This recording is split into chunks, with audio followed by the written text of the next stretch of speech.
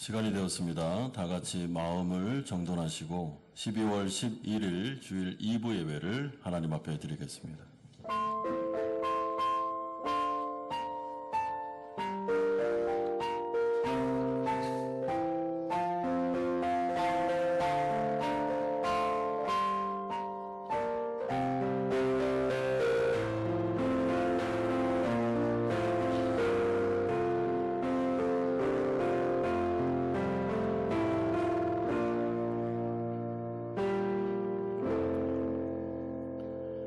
내 의의 하나님이여, 내가 부를 때 응답하소서. 곤란 중에 나를 너그럽게 하셨사오니 내게 은혜를 베푸사 나의 기도를 들으소서. 여호와께서 자기를 위하여 경건한 자를 택하신 줄 너희가 알지어다. 내가 그를 부를 때 여호와께서 들으시리로다. 아멘. 거룩하신 아버지 하나님, 거룩한 주일 하나님의 존전에서 예배할 수 있음에 감사드립니다. 우리에게 하나님의 복된 하루를 주심에 감사드립니다. 온 마음과 뜻과 정성을 다하여 하나님을 예배하고자 하오니 성령께서 함께하여 주시고 성령의 기름 부음이 있는 살아있는 예배가 되게 하여 주시옵소서. 예수 그리스도의 이름으로 기도드리옵나이다. 아멘. 할렐루야. 오늘 예배에 나오신 여러분들 환영합니다. 우리 옆에 있는 분들과 인사했으면 좋겠습니다. 반갑습니다. 잘 오셨습니다. 우리가 주님 앞에 나와서 예배할 수 있는 것이 축복이고 얼마나 감사한지 모릅니다. 우리 오늘 주님 앞에 예배할 때 오직 주만이 나의 구원이시고 나의 반석이심을 찬양했으면 좋겠습니다.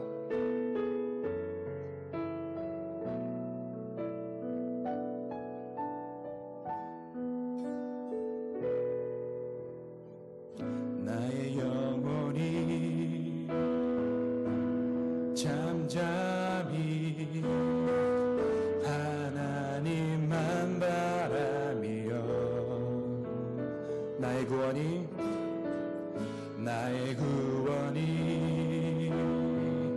그에게서 나는도다. 우리 고백합니다. 나의 영혼아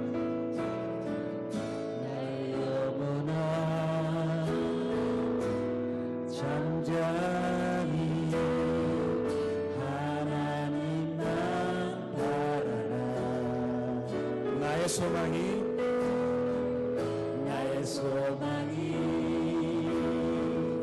저에게서 나는도다. 오직 주만이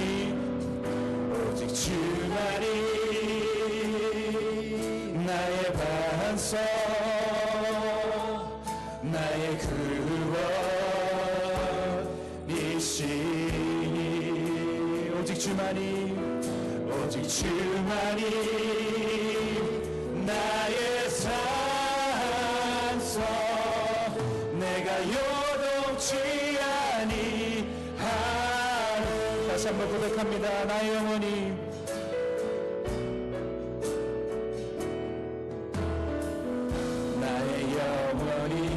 간절히 여호와를 갈망하며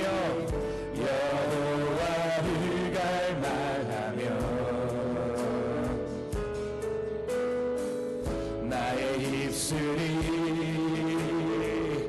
여호와를 찬양하리. 이 순간 고백합니다. 나의 영혼이 즐거이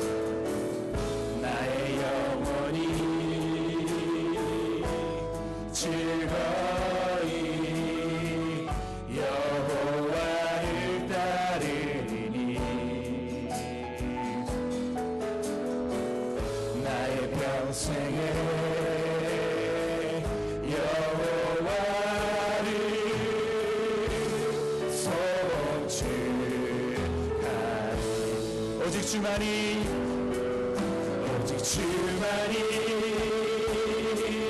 나의 반석 나의 구원이시니 오직 주만이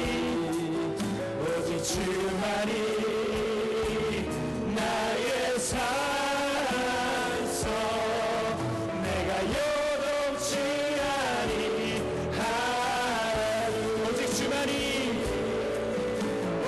주만이 나의 반석 나의 구원이시니 오직 주만이 나의 산성 오직 주만이 나의 산성 내가 요동치 아니하네 나의 구원 나의 영광 나의 구원 나의 영광 하나님께 있으니 내 힘의 반석과 내 힘의 반석과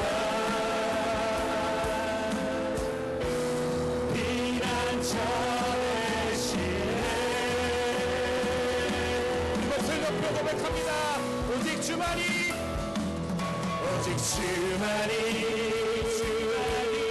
나의 반석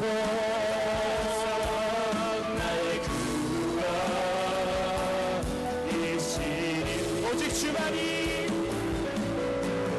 주만이 나의 산성 내가 요동치 아니하오니 오직 주만이 나의 반석 나의 구원이시니 오직 주만이 나의 산성 내가 요동치 아니하니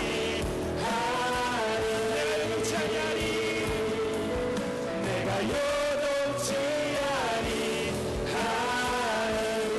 아니하니 내가 요동치 아니하니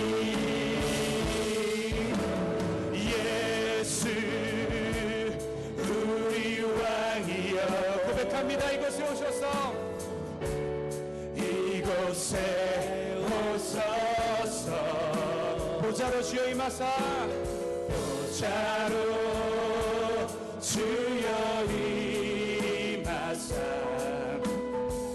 찬양을 받아 주소서 주님을 찬양하오니 주님을 찬양하 주님을 경배하오니 주님을 경배하오니 왕이신 예수여 왕이신 예수여 오셔서 찾아가사 다스리소이 다같이 나와서 찬양합니다 예수 우리 왕이여 예수 우리 왕이여 이곳에 오셔서 보좌로 주여 임하사 찬양을 받아 주소서 주님을 찬양하오니 주님을 찬양하 다시 고백합니다 주님을 찬양하오니 주님을 찬양하 다시 한번 고백합니다 주님을 찬양하오니 주님을 찬양하 다시 고백합니다 주님을 찬양하오니 주님을 찬양하 주님을 찬양하오니 주님을 찬양하 주님을 경배하오니 주님을 경배하오니 왕이신 예수여 오셔서 찾아가사 다스리소서 주님을 찬양하오니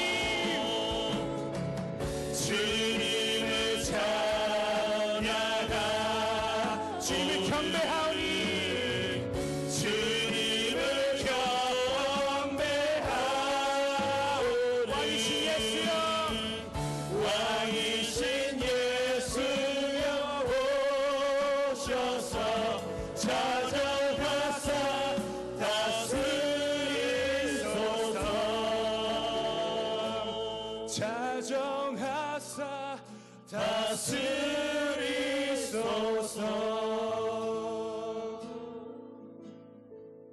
예배로 나가면서 함께 기도하겠습니다. 예배는 우리가 하나님을 만나는 시간입니다.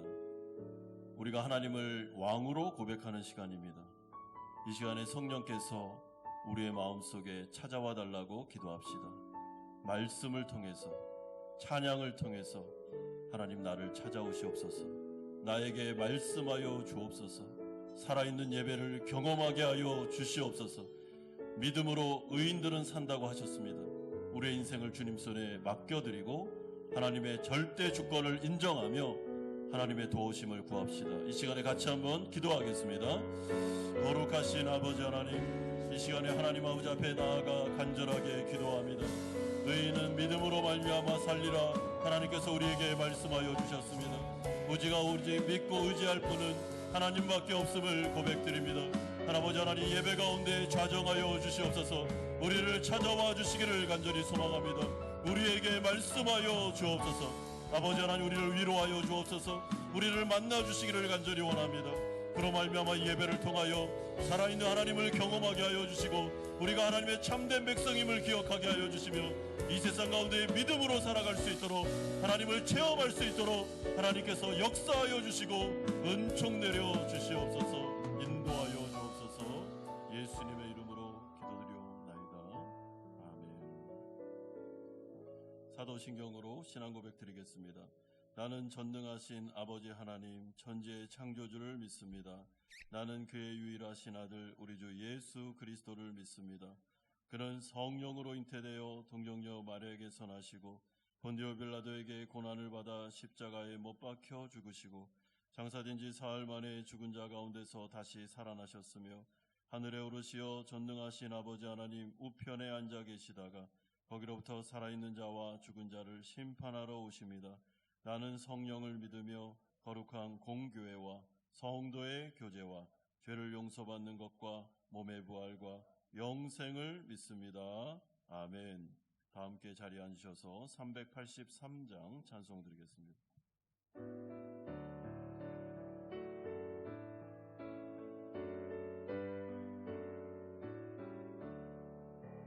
눈을 들어 산을 보니 도움 어디서 오나 천지 지은 주 하나님 나를 도와주시네. 나의 발이 실족 않게 주가 깨어 지키며 택한 백성 항상 지켜 길이 보호하시네. 도우시는 하나님이 내게 그늘 되시네. 낮의 해와 밤의 달이 너를 상치 않겠네. 내게 화를 주지 않고 오늘 보호하시며 너의 줄이 지금부터 영영 인도하시리. 아멘.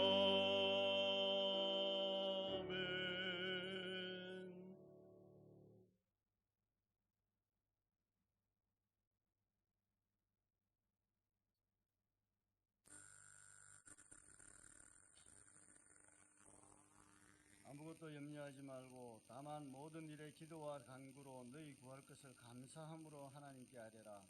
그리하면 모든 지각에 뛰어난 하나님의 평강이 그리스도 예수 안에서 너희 마음과 생각을 지키시리라. 아멘.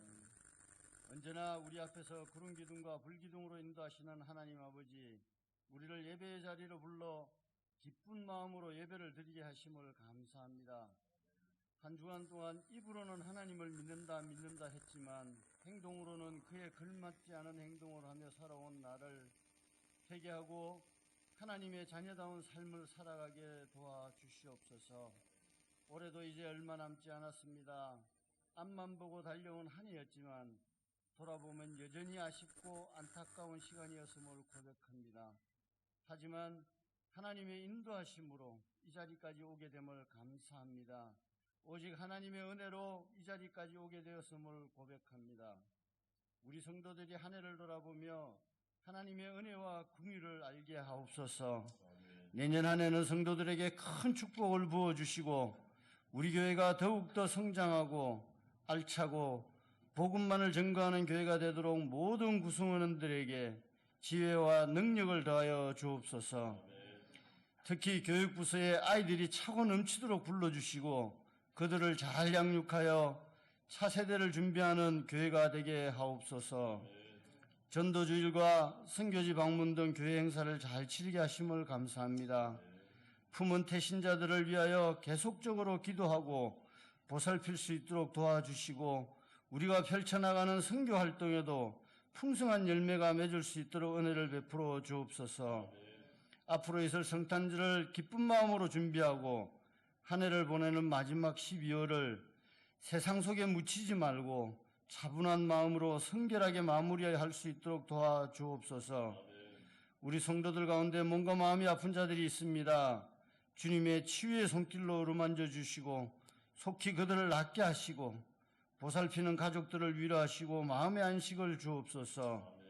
교회와 성도들을 섬기는 나성엽 담임 목사님과 부목사님들, 장로님들과 교회 지도자들이 복음으로 무장하여 다른 길로 가지 않도록 항상 지켜주시고 그들의 사업장과 가정에 차고 넘치는 은혜를 부어 주시옵소서. 목사님이 말씀 전하실 때 성령으로 은혜 주실 것을 믿고 우리의 귀와 마음을 열어 하나님의 음성을 듣게 하시고 설교하시는 목사님께 하늘의 능력을 드리펴 주옵소서. 예배의 모든 과정을 하나님께 맡기며 모든 말씀 예수님의 이름으로 기도합니다. 아멘.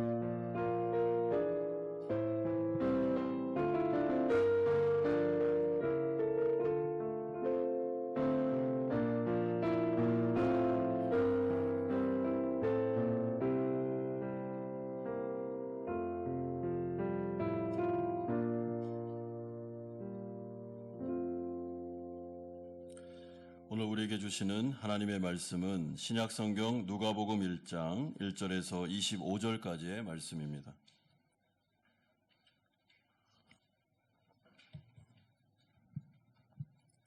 누가복음 1장 1절에서 25절까지의 말씀 한 절씩 교독하겠습니다. 우리 중에 이루어진 사실에 대하여 처음부터 목격자와 말씀에 일꾼된 자들이 전하여 준 그대로 내력을 저술하려고 부수던 사람이 많은지라. 그 모든 일을 근원부터 자세히 미루어 살핀 나도 데오빌로 각하에게 차례대로 써보내는 것이 좋은 줄 알았노니 이는 각하가 알고 있는 바를 더 확실하게 하려 함이로라. 유대왕 헤롯 때에 아비야 반열에 제사장 한 사람이 있었으니 이름은 사가랴요 그의 아내는 아론의 자손이니 이름은 엘리사벳이라. 이 두 사람이 하나님 앞에 의인이니 주의 모든 계명과 규례대로 흠이 없이 행하더라. 엘리사벳이 잉태를 못하므로 그들에게 자식이 없고 두 사람의 나이가 많더라. 마침 사가랴가 그 반열의 차례대로 하나님 앞에서 제사장의 직무를 행할세 제사장의 전례를 따라 제비를 뽑아 주의 성전에 들어가 분향하고 모든 백성은 그 분향하는 시간에 밖에서 기도하더니 주의 사자가 그에게 나타나 향단 우편에 선지라. 사가랴가 보고 놀라며 무서워하니 천사가 그에게 이르되 사가랴여 무서워하지 말라. 너의 간구함이 들린지라. 내 아내 엘리사벳이 내게 아들을 낳아주리니 그 이름을 요한이라 하라. 너도 기뻐하고 즐거워할 것이요 많은 사람도 그의 태어남을 기뻐하리니 이는 그가 주 앞에 큰 자가 되며 포도주나 독한 술을 마시지 아니하며 모태로부터 성령의 충만함을 받아 이스라엘 자손을 주 곧 그들의 하나님께로 많이 돌아오게 하겠습니다. 그가 또 엘리야의 심령과 능력으로 주 앞에 먼저 와서 아버지의 마음을 자식에게 거스르는 자를 의인의 슬기에 돌아오게 하고 주를 위하여 세운 백성을 준비하리라. 사가랴가 천사에게 이르되 내가 이것을 어떻게 알리요? 내가 늙고 아내도 나이가 많으니이다. 천사가 대답하여 이르되 나는 하나님 앞에 서 있는 가브리엘이라. 이 좋은 소식을 전하여 내게 말하라고 보내심을 받았노라. 되는 날까지 네가 말 못하는 자가 되어 능히 말을 못하리니 이는 내가 내 말을 믿지 아니하거니와 때가 이르면 내 말이 이루어지리라 하더라. 백성들이 사가랴를 기다리며 그가 성전 안에서 지체함을 이상히 여기더라. 그가 나와서 그들에게 말을 못하니 백성들이 그가 성전 안에서 환상을 본 줄을 알았더라. 그가 몸짓으로 뜻을 표시하며 그냥 말 못하는 대로 있더니 그 직무의 날이 다 되매 집으로 돌아가니라. 이후에 그의 아내 엘리사벳이 잉태하고 5달 동안 숨어 있으며 이르되 25절 같이 읽겠습니다. 주께서 나를 돌보시는 날에 사람들 앞에서 내 부끄러움을 없게 하시려고 이렇게 행하심이라 하더라. 아멘. 오늘부터 저는 주일 설교로 누가복음 강해를 시작하려고 합니다. 누가복음은 사복음서 가운데 하나로서 의사요, 역사가요, 신학자였던 누가가 성령의 감동하심을 받아 기록한 하나님의 말씀입니다. 누가는 오늘 본문 2절에서 3절에 기록된 것처럼 구약의 예언과 목격자들의 증언 또한 개인적인 철저한 조사를 통해서 누가복음과 사도행전을 기록하고 있습니다. 아마 누가의 개인적인 조사는 그가 로마로 가던 도중에 약 2년 동안 예루살렘에 머물 때 팔레스타인 지역 방방곡곡을 남김없이 여행하면서 자료를 수집했을 것이 분명하고 그 가운데는 예수님의 어머니였던 마리아도 증인으로 포함된 것을 의미합니다.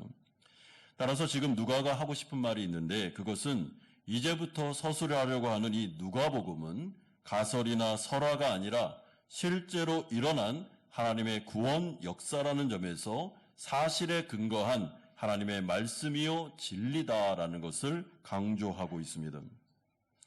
그렇다면 누가가 이 복음서를 기록했을 때 그 기록 목적이 무엇일까? 우리는 3절에서 4절을 통하여 적어도 3가지를 확인할 수 있습니다. 첫 번째는 기독교가 확산되던 로마 제국을 향해서 기독교는 절대로 위험한 종교가 아님을 변증하기 위해서, 두 번째는 데오빌로를 비롯한 초대 그리스도인들에게 기독교의 믿음과 확신을 심어주기 위하여, 또한 세 번째는 성삼위 하나님께서 주도하시는 복음적인 역사의 폭발적인 확장을 보여줌으로써 교회에 다시 힘과 용기를 주려고 하고 있습니다. 따라서 우리는 이 누가복음을 들으면서 성도로서 하나님 앞에서 우리가 어떤 근거를 가지고 믿음 생활을 해야 되는지, 또한 이 말씀을 통하여 우리 성도님들에게 위로함을 주고 믿음의 확신을 심어주는 하나님의 은혜를 경험하면서 이 누가복음 강해를 들으시면 좋겠습니다. 첫 번째로 우리가 살펴볼 내용은 의로운 불임 부부가 1절에서 7절에 등장하고 있습니다. 누가복음은 한 의롭지만 인생의 어려움을 겪고 있던 불임의 가정의 이야기로부터 시작합니다. 5절에 보면 유다 왕 헤롯 때에 아비야 반열에 제사장 한 사람이 있었으니 이름은 사가랴요 그의 아내는 아론의 자손이니 이름은 엘리사벳이라. 6절에 이 두 사람이 하나님 앞에 의인이요 주의 모든 계명과 규례대로 흠이 없이 행하더라. 7절에 엘리사벳이 잉태를 못함으로 그들에게 자식이 없고 두 사람의 나이가 많더라라고 말하고 있습니다. 그럼 여기서 하나님 앞에 의인이다라는 것은 하나님의 평가입니다. 온 마음과 뜻과 정성을 다해 하나님을 정말 진심으로 사랑했던 자들, 속과 겉이 다르지 않는, 외식하지 않는 굉장히 순수한 믿음을 가진 사람들이었다라는 뜻을 포함합니다. 그래서 이들은 하나님을 예배하고 그의 말씀에 순종한다는 점에서는 흠이 없을 정도로 삶의 우선순위에 있어서 하나님이 분명한 부부였습니다. 따라서 사가랴는 정말 아름답게 자신이 맡은 제사장의 역할을 감당할 수 있게 분명하고, 그의 아내는 이 사가랴를 잘 내조하면서 어떻게든지 하나님 앞에서 아름답게 살기 위해서 노력을 했던 부부였습니다. 그런데 문제는 이 부부에게 한 가지의 어려움이 있었는데, 그것은 아내 엘리사벳의 태가 막혀 자식이 하나도 없었다는 사실입니다.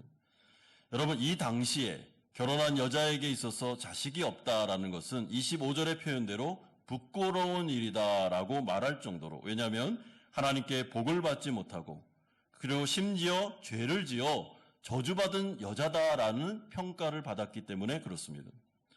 여러분, 지금 시대와는 다릅니다. 유대 시대에는 이런 하나님과 자꾸만 연결하는 그런 관습들이 있었습니다. 그러니 이 노 부부가 얼마나 인생이 좀 고달프고 힘들었겠습니까? 특별히 엘리사벳의 마음고생은 얼마나 대단했겠습니까? 그런데 우리가 주목해야 될 점이 하나 있는데, 오늘 본문에 나오는 의롭다라는 말과 그리고 잉태치 못하는 불임이라는 이 두 가지의 개념이 어떻게 양립할 수 있느냐, 이건 모순이 아니냐라는 것을 우리는 꼭 생각해 봐야 됩니다. 왜냐하면 신명기 7장 14절에 가보면 하나님을 잘 믿는 의인들에게 주어진 복 중에 많은 자녀를 주게 될 것이다 라는 복이 포함되어 있기 때문에 그렇습니다. 자, 그렇다면 도대체 우리는 이 조화롭지 못한 개념, 의롭지만 불임 부부, 이것을 어떻게 해석해야 되느냐라고 생각할 때 저는 누가복음의 기록 목적에 그 힌트가 있다고 생각합니다. 데오빌로를 비롯한 성도들의 믿음을 강화시켜주기 위해서 이 말씀은 기록되었습니다. 그러므로 의로운 불임 부부로서의 사가랴와 엘리사벳의 인생은 정확히 이 세상을 살아가는 성도의 인생을 그대로 보여주는 그림과도 같다라고 보시면 됩니다. 여러분, 성도들은 분명히 예수님을 믿어 그분을 나의 구주, 나의 하나님으로 영접하고 하나님 나라 백성으로 우리의 인생을 맡긴 의로운 자들입니다. 그럼에도 불구하고 성도들이 이 세상, 불합리한 이 세상을 살아갈 때 고난과 어려움을 많이 겪을 수 있습니다. 마치 엘리사벳의 태가 막힌 것처럼 미래가 잘 보이지 않고, 그리고 내 힘으로는 감당할 수 없는, 절대로 이건 하나님이 도와줘야 되만 열리고 풀리는 인생의 고난과 환난과 어려움이 있을 수 있다는 것입니다. 그러므로 저는 의롭지만 불임의 이 부부, 이런 개념을 지금 이 시대를 살아가는 모든 성도들의 인생을 그대로 여과 없이 보여주고 있다고 저는 생각합니다. 따라서 우리는 적어도 이 의로운 불임 부부라는 이 개념을 가지고 적어도 5가지 정도의 영적인 교훈을 얻을 수는 있습니다. 첫 번째, 이 부부의 불임은 절대로 이 시대의 통념에 따라 죄로 인한 징계가 아니었다라는 것을 알게 됩니다. 두 번째는 하나님을 잘 믿는 성도라고 할지라도 이 세상을 살아갈 때 큰 어려움과 고난을 많이 겪을 수도 있다라는 것을 알게 됩니다. 세 번째는 성도의 인생은 하나님께서 도와주시지 않으면 아무것도 할 수 없는 절대 의존적인 존재다라는 것도 깨닫게 됩니다. 네 번째는 태를 열고 막으심 등과 같은 성도의 생사화복을 하나님께서 주관하고 계신다라는 것을 인정하게 됩니다. 다섯 번째는 고난과 어려움은 성도들로 하여금 더 큰 하나님의 계획을 경험하게 하는 도구가 될 수 있음을 우리에게 말씀해 주고 있습니다. 따라서 하나님 나라 백성들, 우리를 통치하시고 우리가 그분에게 모든 것들을 맡겨놓은 의로운 자들은 이 세상을 살아갈 때 어떠한 순간에도 절망과 좌절을 할 필요가 없습니다. 하나님께서 우리의 인생을 주관하십니다. 하나님의 손에 우리의 인생과 우리의 미래, 현재가 달려 있습니다. 그러므로 두 번째로 이제 하나님의 때가 되어 하나님께서 사가랴와 엘리사벳 이 가정에 개입하시는 장면이 8절에서 17절에 나오고 있습니다. 여러분, 오늘 본문에 보면 하나님께서 이 연약한 불임의 제사장 부부 사가랴와 엘리사벳을 너무나도 사랑하셔서 이들을 축복하기 위하여 이들을 방문하는 내용이 나오고 있습니다. 8절에 보면 마침 사가랴가 그 반열의 차례대로 하나님 앞에서 제사장의 직무를 행할새 제사장의 전례를 따라 제비를 뽑아 주의 성전에 들어가 분향하고 10절에 모든 백성은 그 분향하는 시간에 밖에서 기도하더니 주의 사자가 그에게 나타나 향단 우편에 선지라 라고 말씀합니다. 여기서 주의 천사는 19절에 보면 가브리엘 천사장을 말합니다. 가브리엘 천사장이 이 사가랴를 찾아왔다는 것은 하나님의 대사로서 찾아오시기 때문에 하나님이 직접 사가랴를 방문한 것과 똑같습니다. 그리고 하나님께서 사가랴를 찾아오셔서 제일 먼저 하신 말씀이 무엇입니까? 13절에 기록된 대로 무서워하지 말라, 두려워하지 말라라는 말씀을 주고 계십니다. 여러분, 이것은 누가복음이 시작되면서 하나님께서 제일 처음 하시는 말씀이기도 합니다. 두려워하지 마라, 무서워하지 마라 하면서 그는 인생 가운데 등장하고 계십니다. 여러분, 왜 사가랴에게 무서워하지 마라, 두려워할 필요가 없어 라고 말씀하실까요? 이 당시에 제사장들이 제사장 업무를 할 때 천사가 나타나거나 하나님의 사자가 갑자기 나타나면 그가 죄를 지었거나 아니면 그 제사 직무를 잘못 수행함으로 벌을 주기 위해서 찾아오시는 경우들이 있었습니다. 그래서 제사장들이 즉사하는 일들도 제사 가운데 많이 있었습니다.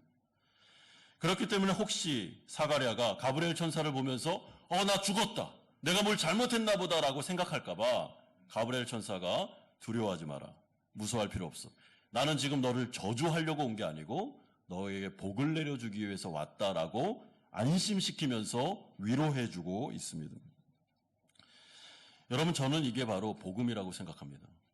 기쁜 소식이 무엇입니까? 하나님께서 우리를 찾아오셨는데 내가 너희들을 심판할 거야 라고 찾아오신 게 아니라 이제부터 내가 너에게 복을 줄 거다, 그러니 너는 두려워하지 마라, 걱정하지 마라, 이제부터 내가 은혜를 너에게 내려주겠다라는 말씀이 복된 소식, 기쁜 소식이라고 생각합니다. 이런 점에서 저는 누가복음, 이 복음이 시작되는 시점에서 하나님께서 사가랴에게, 또한 데오빌로를 비롯한 초대교회 성도들에게, 또한 지금 살아가고 있는 우리들에게 제일 먼저 누가복음을 통해서 들려주시는 메시지가 두려워하지 마라, 걱정하지 마라, 내가 너희를 지켜줄 거야 라고 말씀하시는 이것이 얼마나 큰 위로요, 감사인지 모르겠습니다. 그러므로 우리가 예수 그리스도를 믿고 그분을 나의 구주, 나의 하나님으로 영접하며 우리의 인생의 모든 주도권을 예수님께 넘겨드리면 그때부터는 두려워할 필요가 없습니다.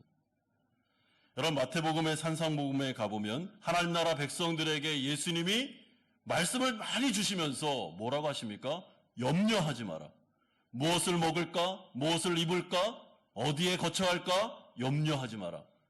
하늘 아버지가 계시고 염려하는 것은 이방인들이 하는 것이니까 너희들은 하나님 나라 백성이니 하나님께서 인도하고 책임져 줄 거니까 걱정하지 말라라고 분명하게 말씀하십니다. 그러므로 오늘 이 말씀을 듣는 우리도 이 하나님의 약속을 들을 때 여러분 두려워하지 마십시오. 하나님께서 살아계십니다. 그분이 우리의 목자 되십니다. 우리의 인생을 잘 알고 계십니다.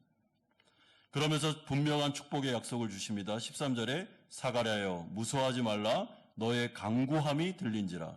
내 아내 엘리사벳이 내게 아들을 낳아주리니 그 이름을 요한이라 하라. 너도 기뻐하고 즐거워할 것이요 많은 사람도 그의 태어남을 기뻐하리라. 여러분, 여기서 약속하시는 것이 무엇인가? 너의 간구함이 들린지라. 무슨 얘기죠? 너의 기도 제목이 하나님 앞에 응답됐다라는 말입니다. 여러분, 사가랴는 제사장으로서 적어도 이 로마 제국의 식민지 하에 있는 이 상황에서 그는 3가지 정도의 기도 제목은 반드시 했을 겁니다. 첫 번째는 하나님 저희에게 자녀를 주옵소서. 두 번째는 하나님 우리 유다 민족이 로마로부터 해방되게 하여 주옵소서. 세 번째는 그리하여 하나님의 나라가 부흥케 하옵소서. 분명히 이런 기도를 했을 겁니다. 이에 대해서 하나님 뭐라 그러십니까? 사가랴야, 네 기도가 응답됐다. 내가 네 간구함을 들었다라고 말씀해주고 있습니다. 그러면서 하시는 말씀이 아들을 낳을 거다. 아들의 이름을 요한이라 하라. 이 요한이라는 헬라어 이름은 하나님은 은혜로우시다라는 뜻을 가지고 있습니다. 그리고 그 요한이 태어나면 너에게는 기쁨이 충만하게 될 거다라고 하면서 14절에 기뻐한다라는 말이 2번이나 반복되고 있습니다. 그러므로 지금 하나님께서 사가랴를 찾아오셔서 복음을 들려주시면서 하시는 말씀이 무엇인가 하면 이제부터 너희들은 염려할 필요가 없는데 너의 기도를 하나님께서 들으셨고 하나님께서 응답하심으로 이제 요한이라는 아들을 주실 텐데 이 아들은 하나님의 은혜로우심이 나타나는 아들이다. 그러므로 걱정하지 마라. 이제부터 하나님께서 너의 인생을 책임져 줄 뿐만 아니라 너를 통하여 너의 아들을 통해서 하나님의 나라가 확장되게 될 것임을 말씀해 줍니다. 그러면서 하나님은 사가랴에게 아들을 낳을 텐데 이 아들을 어떻게 키워야 되냐면 이 아이들은 하나님 앞에 구별된 사명자이기 때문에 포도주와 독주를 마시지 말게 하고 평생 동안 성령 충만을 유지하게 하고 그래서 이스라엘 백성들을 회심시키는 하나님의 자녀로 하나님의 사명자로 너는 양육해야 된다라고 사명을 주고 계십니다. 여러분 그렇기 때문에 우리가 인생을 살아가실 때 하나님은 살아계시고 하나님은 인격적인 분이시기 때문에 하나님은 자신의 백성들의 기도에 귀를 기울이고 계심을 믿으셔야 됩니다. 여러분 내가 하는 기도가 하늘을 막 떠돌아다니다가 아무런 효험도 없이 떨어진다, 땅으로 떨어진다라고 보시면 안 됩니다. 성도의 모든 기도는 하나님께서 정확하게 들으십니다. 그런데 하나님께서 들으실 때 그 기도에 응답하기를 원하시는데 하나님은 성도에게 기쁨을, 즐거움을 주시기를 원하시고 은혜와 자비와 긍휼이 풍부하신 하나님은 매 순간마다 선하게, 은혜롭게 그 기도에 응답하기를 원하고 계십니다. 그런데 그 기도 응답은 우리가 생각하는 이상입니다. 여러분 지금 사가랴와 엘리사벳은 아들을 구했습니다. 그런데 하나님께서는 태를 열어 아들을 주셨는데 이 아이가 그냥 그 가정의 아이 정도가 아니라 어떻게 해요? 이스라엘 백성 전체를 구원하는 사명자로 하나님의 나라를 이루는 사명자로 하나님께서 응답하시는 모습을 보여주고 있습니다. 그러므로 믿음으로 기도하면 여러분 그 기도 응답은 우리가 생각하는 것 이상으로 응답될 때가 많습니다. 하나님 이것을 주옵소서. 하나님 이 막혀있는 저의 앞날을 인도해 주옵소서. 간절하게 믿음으로 기도했습니다. 그 앞날이 열리는데 그냥 열리는 정도가 아니라 하나님의 나라에서 굉장히 아름답게 사용될 수 있도록 하나님께서 기대 이상으로 역사할 때가 있습니다. 그렇기 때문에 이 누가복음의 기록 목적, 성도들의 믿음을 붙잡아주기 위해서 이 누가가 성령의 감동을 통해서 지금 하시는 말씀이 무엇입니까? 하나님을 기대하라는 것입니다. 하나님의 전지전능하심을 기대하라. 그분의 은혜롭고 자비로우신 성품을 기대하라. 그분께서 성도들의 기도를 들어주실 뿐만 아니라 그 이상으로 들어주시는 것들을 기대하고 소망하라라고 말씀해 주고 있습니다. 여러분 하나님은 우리를 사랑하십니다. 그리고 우리의 인생 가운데 개입하기를 원하시며 그리고 복 주기를 원하심을 말씀해 주고 있습니다. 그러면 오늘 세 번째로 하나님께서는 이 가정을 돌보고 계신다라고 18절에서 25절에 말씀합니다. 여러분 이런 놀라운 하나님의 축복의 약속에 대하여 사가랴가 어떻게 반응을 하는지 18절에 나옵니다. 사가랴가 천사에게 이르되 내가 이것을 어떻게 알리오? 내가 늙고 아내도 나이가 많으니이다 라고 말씀합니다. 여러분 여기서 어떻게 알겠습니까? 라는 이 말은 좀 쉽게 풀어 설명하면 어떤 근거에서 이렇게 말씀하십니까? 저와 제 아내는 나이가 너무 많아 현실적으로 자녀를 낳을 수 없는 불임의 부부입니다. 그런데 우리가 어떻게 아이를 낳을 수 있겠습니까? 저는 잘 믿기지가 않습니다. 그러니까 표적을 보여주십시오 라는 말이 포함되어 있습니다. 여러분 그렇기 때문에 사가랴는 지금 이 대답을 통해 자신의 믿음 없음과 의심하는 마음을 그대로 고백하고 있습니다. 그리고 이에 대해서 하나님은 그렇게 좋아하지 않으십니다. 하나님의 말씀을 아멘 하지 않고 믿음 없음, 의심하는 태도를 보이는 이 사가랴에 대해서 하나님은 그렇게 달가워하지 않고 있습니다. 그래서 어떻게 하면 내가 표적을 보여주는데 징벌적인 표적을 보여준다 하면서 20절과 같이 말씀합니다. 보라, 이 일이 되는 날까지 네가 말 못하는 자가 되어 능히 말을 못하리니 이는 내가 내 말을 믿지 아니하거니와 때가 이르면 내 말이 이루어지리라. 그래, 표적을 구하느냐? 알겠다. 너 말 못할 거야. 이게 표적이다. 내 말을 그대로 믿지 못했기 때문에 좀 서운한 마음이 있다 하면서 이런 징벌적 표적을 보여주고 계십니다. 여러분, 그러므로 하나님께서 좋아하시는 것은 하나님의 말씀이 우리 가운데 들릴 때 아무리 현실적으로 봐서 현실적으로 보니까 그 말씀은 너무 이상적이고 비현실적이고 하나님의 말씀은 이루어질 수 없겠구나라고 생각이 든다 할더라도 여러분 마음을 다스리셔야 됩니다. 그래서 하나님 앞에서 아멘 할 줄 알아야 됩니다. 여러분 이 본문 다음에 보면 예수님의 어머니 마리아는 처녀임에도 불구하고 네가 잉태케 되며 성령으로 잉태되어 아들을 낳을 거다라는 말씀에 대하여 그녀는 어떻게 하냐면 무조건 아멘 합니다. 주의 계집증이오니 주의 말씀대로 되리이다라고 하면서 믿음으로 나아가고 있습니다. 이것을 원하시는 것이죠. 여러분 사가랴는 지금 뭐라고 말하고 있습니까? 네, 축복의 약속은 너무 좋습니다. 근데 제가 생각하니까 현실은 하나님의 말씀대로 안 될 것 같습니다. 어떻게 하면 좋겠습니까? 라고 나아가고 있습니다.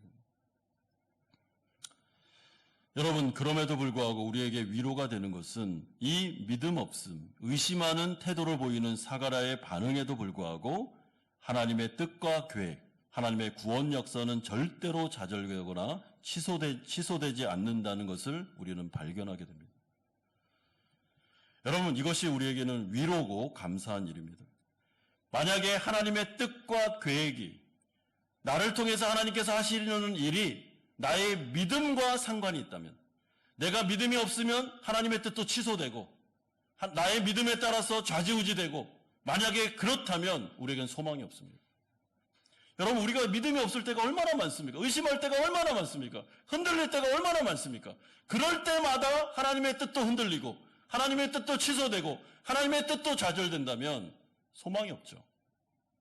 그런데 오늘 우리에게 주시는 이 말씀이 우리에게 소망이 되는 이유는 그럼에도 불구하고 사가랴야 네가 의심하며 네가 믿음 없음을 내가 안다. 그럼에도 불구하고 나의 뜻은 좌절하지 않고 내가 반드시 너의 부부를 통해서 하나님의 나라를 이룰 거다. 내가 의지적으로 할 거다. 내가 절대 주권을 갖고 주도권을 잡고 내가 이룰 거다라고 말씀하고 있습니다. 그러므로 하나님의 일은 하나님이 하십니다. 하나님이 주도권을 잡고 있습니다.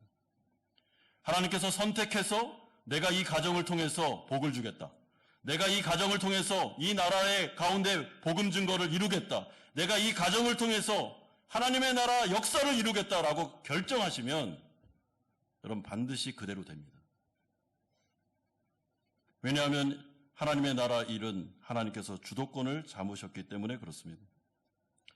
그러므로 현명한 성도들이 하는 이 세상을 살아가는 방식이 무엇인가 하면 우리의 인생을 주님께 맡기는 것입니다. 하나님, 저의 가정을 맡아주십시오. 하나님, 저의 자녀를 맡아주십시오. 하나님, 우리 기업을 맡아주십시오. 하나님, 저의 먹고 사는 문제를 맡아주십시오. 하나님, 저의 미래를 주님께서 맡아주십시오. 하나님께서 하시면 됩니다. 이 사람이 진짜 현명한 사람인데, 왜냐하면 그 맡겨진 일에 대해서 하나님은 주도권을 딱 잡고 그때부터는 하나님이 하시는데 어떻게 해요?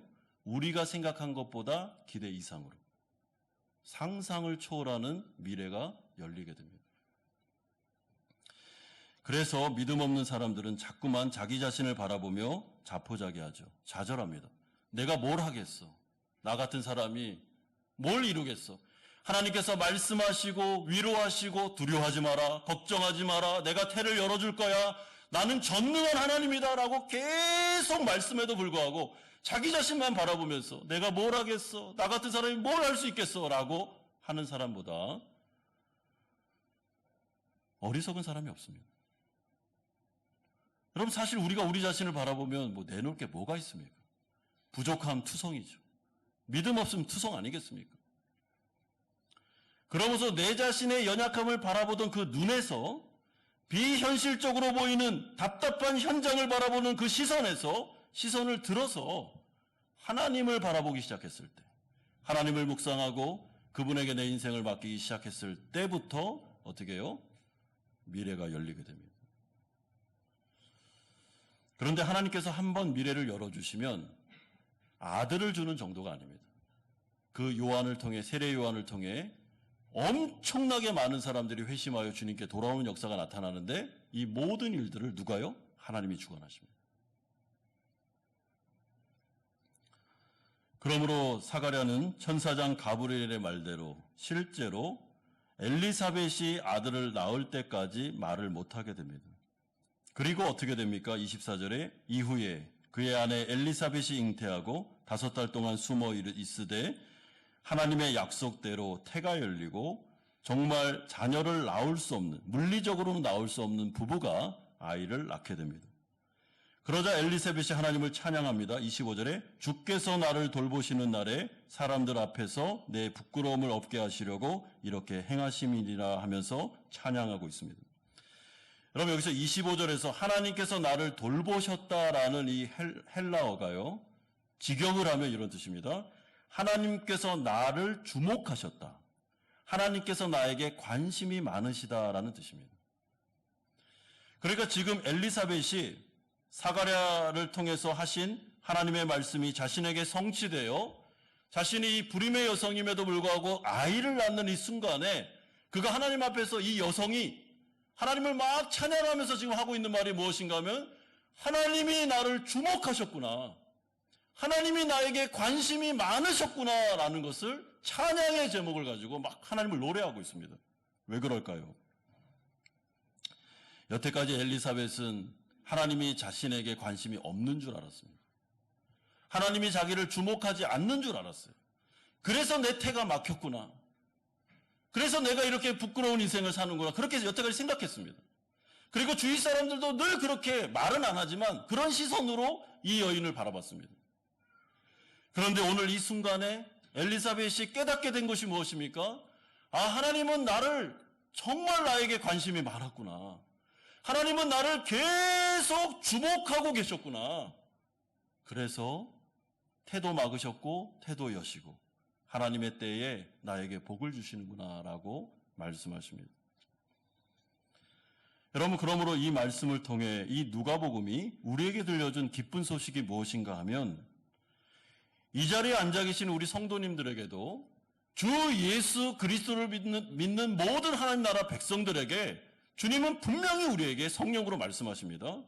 하나님은 우리를 주목하고 계시며 우리에게 관심이 지대하시며 하나님은 우리를 사랑하고 계심을 말씀하십니다. 여러분, 저는 이게 복음이라고 생각합니다. 이 땅 가운데 독생자 예수 그리스도께서 오셨습니다. 왜 오셨습니까? 날 사랑하심. 우리를 사랑하셔서 오셨습니다. 우리에게 관심이 많아서 오셨습니다. 만약에 하나님께서 죄를 지은 인간들 관심이 하나도 없다면 그냥 다 지옥으로 가. 나 관심 없어. 니네 알아서 해. 이렇게 했을 겁니다. 그런데 하나님은 관심이 많았습니다. 그 죽어가는 영혼들을 주목하셨습니다. 어떻게든지 이들을 구원하여 하나님 나라 백성 삼고 이들에게 복을 줄까? 어떻게 하면 이들에게 은혜를 줄까? 관심이 많았습니다. 그래서 독생자 예수 그리스도를 보내시고 그 아들을 십자가에 못 박으심으로 나 너희들에게 관심 많아. 나 너희들을 주목하고 있어. 난 너희들을 너무나도 사랑한단다. 라는 메시지를 십자가를 통하여 들려주셨습니다. 그렇다면 예수님을 믿고 이 자리 가운데 이 주일날 하나님 앞에 예배드리는 사랑하는 성도들에게 성령을 통해서 하나님은 뭐라고 말씀하시겠습니까? 나는 너희들에게 관심이 많다. 그리고 지금도 내가 눈동자처럼 주목하고 있어. 그리고 기도 소리를 듣고 있단다. 그러니까 두려워하지 마라. 내가 동행하고 있으며 내가 정말 소망하고 기대하는 것 이상으로 역사를 일으켜 줄 거니까 나를 기대하면서 따라오면 좋겠다라고 말씀하십니다. 그러므로 이 사랑하는 우리 성도님들에게 제가 누가복음을 시작하면서 드리고 싶은 말씀이 있는데 여러분, 하나님을 붙잡으시면 됩니다. 이 세상 가운데 피조물, 사람이나 재물이나 아니면 이 세상에 있는 그 모든 것들 다 바람을 잡는 헛된 것에 불과합니다. 여러분, 실제로 우리를 도우실 수 있는 분은 하나님 한 분밖에는 없습니다. 그분은 전능하시고 전지하시며 그분은 인자하시고 자비가 많으시고 사랑이 넘치시고 오늘 본문으로 따지면 우리에게 관심이 많으시고 우리를 주목하고 계시고 우리에게 은혜를 주시고 기쁨을 주시기를 원하시는 정말 엄청나게 좋은 분임을 말씀해주고 있습니다. 여러분, 이분을 붙잡으십시오. 그러면 부끄러움을 당하지 않습니다. 하나님을 붙잡고 하나님을 의지하는 백성들 부끄럽게 하지 않으십니다. 고난 중에도 은혜를 주실 겁니다. 매일마다 만나와 메추라기로 먹여주실 겁니다. 불기둥과 구름기둥이 우리를 떠나지 않을 것입니다. 선한 목자 되신 그분께서는 늘 언제나 우리와 함께 하시되 푸른 조장과 실만한 물가로 인도하시고 아골 골짜기를 다닌다 할지라도 끝까지 우리를 붙잡아서 합력해서 선을 이루는 곳으로 데려오실 것입니다. 그 하나님이 나의 하나님, 우리 한마음교회 하나님이라면 두려워하지 마십시오. 그러나 이 하나님을 나의 구주로 영접하지 않은 분이 있다면 여러분 두려워하셔야 됩니다. 하나님이 나의 하나님이 아니라면, 하나님이 나의 구주가 아니라면, 내가 영적으로 아직 하나님을 믿지 않고 있다면 나는 영적인 고아입니다. 그러면 자기가 자기 인생을 책임져야 되고 그런 두려운 인생을 사셔야 됩니다. 그러니 때가 되었을 때, 기회가 있을 때 얼른 예수 그리스도를 나의 구주로 영접하고 그분에게 나의 인생을 맡기고 이제 그분이 내 인생을 이끌어 가시도록 하는 게 좋습니다. 여러분, 성도들이 이 세상을 살면서 체험 중에 가장 큰 체험이 무엇인가 하면 하나님이 내 인생에 관여하셔서 나의 맡겼던 상황을 여시고 하나님께서 자신의 일을 이루시는데 내가 생각했던 방식으로 일이 진행되는 것이 아니라 하나님의 방식으로 진행되므로 하나님을 체험할 때, 하나님의 살아계심을 체험할 때 그게 진짜 축복입니다. 여러분, 그러면 두려워할 필요 없습니다. 미래는 하나님이 책임지십니다. 이런 하나님이 나의 하나님임을 기억하고 우리 가정의 하나님, 또한 우리 교회의 하나님, 또 이 땅 가운데 은혜 주시는 하나님을 생각하면서 한 주간도 믿음으로 승리하시는 성도님들 되시기를 주 예수 그리스도의 이름으로 축원드립니다. 이 시간에 우리 들은 말씀 생각하면서 함께 기도하는 시간을 갖겠습니다. 첫 번째로 기도할 때는 여러분, 혹시 요즘 두려운 마음이 있으십니까? 인생을 살다 보니까 이것도 안 되고 저것도 안 돼서 참 두렵다. 내가 어떻게 내 인생을 책임질까라고 생각하시는 분들이 계십니까? 오늘 주님께서 말씀하시기를 두려워하지 마라, 걱정하지 마라 말씀하십니다. 혹여나 인생의 고달픔 가운데 하나님은 나에게 관심이 없어, 하나님은 나를 주목하고 있지 않아, 하나님 나를 사랑하지 않아 라고 생각하시는 분들이 계십니까? 여러분, 그거는 복음이 아닙니다. 하나님은 우리에게 관심이 많습니다. 우리를 진짜 사랑하십니다. 나보다 나를 더 사랑하십니다. 이분에게 우리 인생을 맡기십시오. 그리고 하나님께서 역사하시도록 하십시오. 하나님께서 놀라운 은혜를 주실 것입니다. 우리 같이 한번 기도하겠습니다. 거룩하신 아버지 하나님, 하나님께서 이 누가복음을 통해서 우리에게 말씀하여 주신 것을 감사드립니다.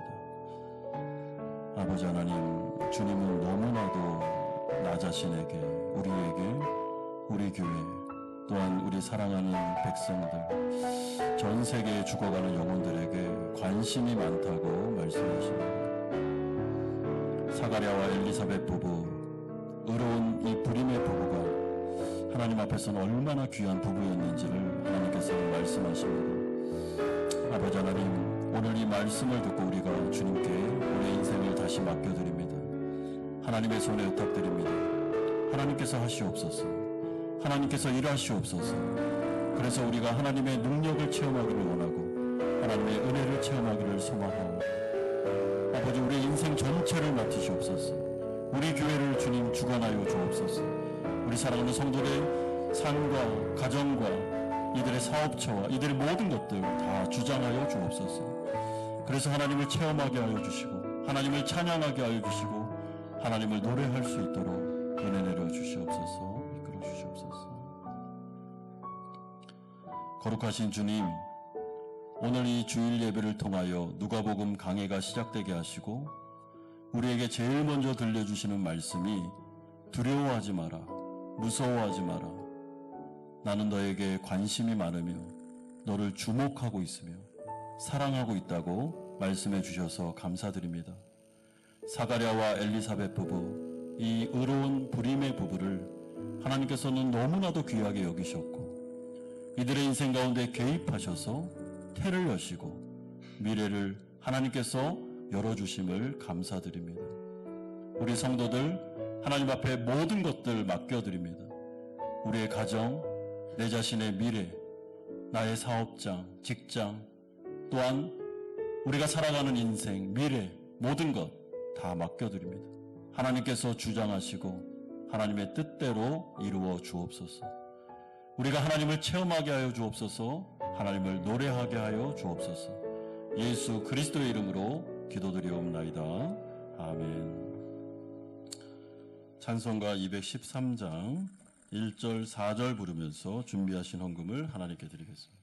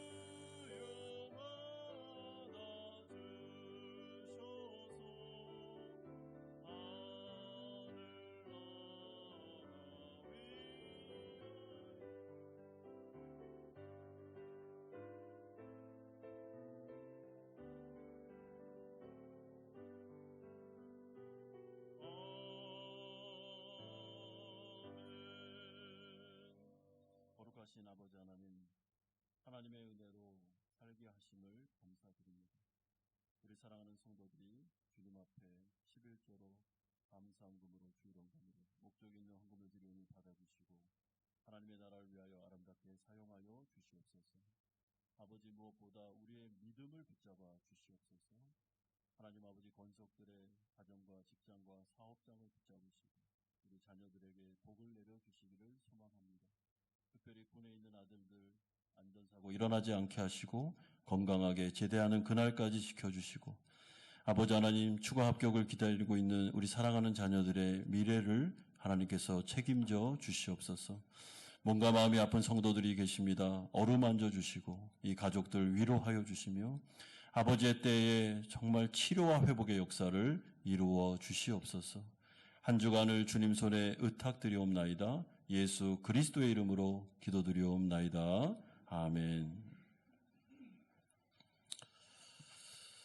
광고 말씀 드리겠습니다. 우리 교회 처음 나오신 성도님들 계시면 주님의 이름으로 축복하고 환영합니다. 모임 광고입니다. 오늘 오후 2시에 5층 사랑실에서 운영위원회 모임으로 모이도록 하겠습니다. 장로님들의 모임인 상회가 다음 주일 오후 5시에 모이도록 하는데 장소는 추후 공지하도록 하겠습니다. 선교부 광고입니다. 어제 하나님의 은혜 가운데 우리 소수민족 한마음교회가 예배당을 지어진 1호와 3호 교회를 방문하였습니다. 무사히 잘 다녀왔고요. 우리 장년 24명, 어린이 5명 참여하셔서 좋은 시간을 갖고 왔습니다. 가서 보니까 우리 교회가 이 교회들을 어떻게 도와야 되는지를 알게 되었습니다. 그래서 가보는 게 중요하구나라는 생각을 하게 되었고요. 우리 기도와 물질로 후원해 주신 우리 성도님들께 감사드리고요. 이번에 특별히 정말 많은 우리 물건들이 모였습니다. 그래서 잘 전달하고 돌아왔습니다. 다음 주에 저희가 그 영상으로 우리 선교 보고 드리도록 하겠습니다.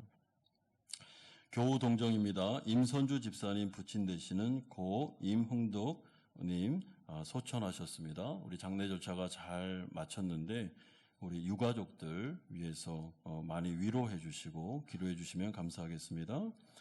지난주에 우리 세 가족으로 성도인 성도님 그리고 자녀되는 백시유 우리 등록하셨습니다. 주님의 이름으로 환영합니다. 12월 교회 일정이 나와 있습니다. 잘 보시고 우리 스케줄 관리해 주시면 감사하겠습니다. 우리 이영란 집사님께서 장례 절차를 은혜 가운데 잘 마치셨고 그리고 호치민으로 돌아오셨는데 우리 성도님들이 많은 기도와 은혜를 베풀어 주셔서 많은 사랑을 본인이 느꼈다고, 그래서 감사하다고 오늘 떡을 좀 준비했습니다. 그래서 나가실 때 우리 가정당 하나씩 떡을 받아가시면 되겠습니다. 우리 교육자 동정입니다. 오늘 새로 부임하시는 우리 목사님 가정이 계십니다. 오승민 목사님, 임지혜 전도사님, 우리 한별이, 기쁨이, 사랑이, 잠깐 앞으로 나와 주십시오.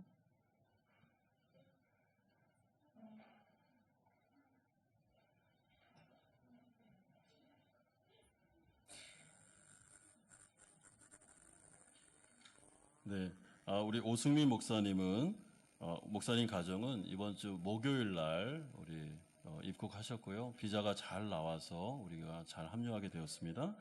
오승민 목사님은 중고등부와 청년부를 담당하시게 되고요. 부서로는 임지혜 전도사님은 우리 유아 유치부를 담당하시게 되겠습니다. 우리 한별이는 지금 4학년이고 기쁨이는 2학년이죠. 네, 2학년. 그리고 사랑이는 이제 6살입니다. 우리 이 가정이 베트남에 잘 적응하고 또 우리 교회에 잘 사역하실 수 있도록 우리 한번 격려의 박수 감사하겠습니다. 네, 잠시만요. 혹시 꽃이 준비되었네요. 네, 감사합니다. 네, 들어가시면 되겠습니다. 네.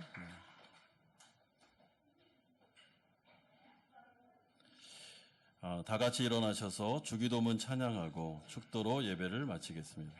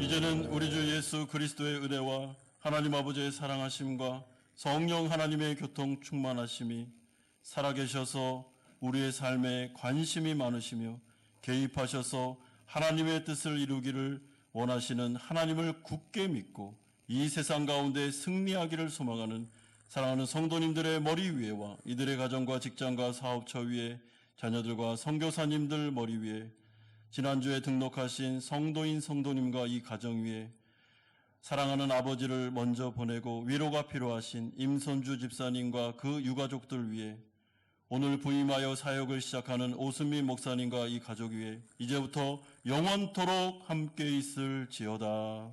아멘.